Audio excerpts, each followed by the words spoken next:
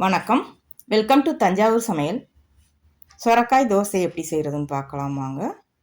சொரக்காய் எடுத்து தோல் சீவிட்டு சின்ன சின்னதாக இந்த மாதிரி நறுக்கி வச்சுருக்கேன். உள்ளே விதை இருந்துச்சுன்னா விதையை எடுத்துகிட்டு நறுக்கணும்.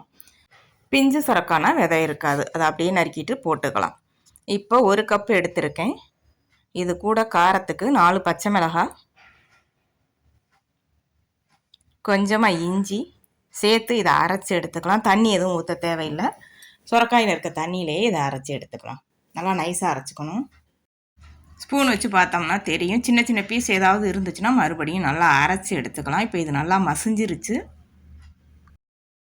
2 கப் இட்லி மாவு எடுத்திருக்கேன். இதோட அரைச்ச சொரக்காயை அதில் சேர்த்து நல்லா கலந்துக்கலாம். இது கூட 1/2 டீஸ்பூன் சீரகத்தூள் சேர்த்து இதை நல்லா கலந்துக்கலாம். முழு சீரகமாக இருந்துச்சுன்னா நீங்கள் சொரக்காய் அரைக்கும் போதே சேர்த்து அரைச்சிக்கலாம். இட்லி மாவில் உப்பு இருக்குது, அதனால் நான் உப்பு சேர்க்கலை.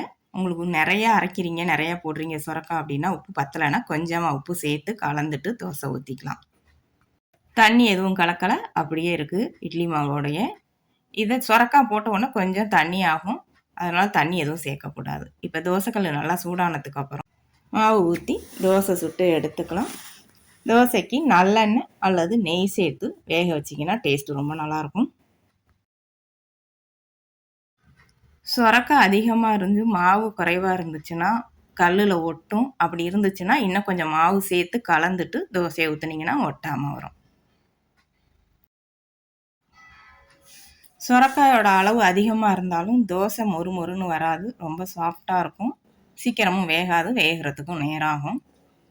அதுக்கு தகுந்த மாதிரி மாவை கலந்துட்டு தோசையை ஊற்றி எடுத்துக்கலாம். அவ்வளவுதான். சுவையான சொரக்காய் தோசை ரெடி ஆயிடுச்சு. இது தேங்காய் சட்னி, கார சட்னி எது வேணாலும் வச்சு சாப்பிட்லாம். டேஸ்ட் ரொம்ப நல்லாயிருக்கும். செஞ்சு பாருங்கள். வீடியோ பிடிச்சிருந்தா வீடியோ ஷேர் பண்ணுங்கள். தஞ்சாவூர் சமையலுக்கு சப்ஸ்கிரைப் பண்ணுங்கள். தேங்க்யூ.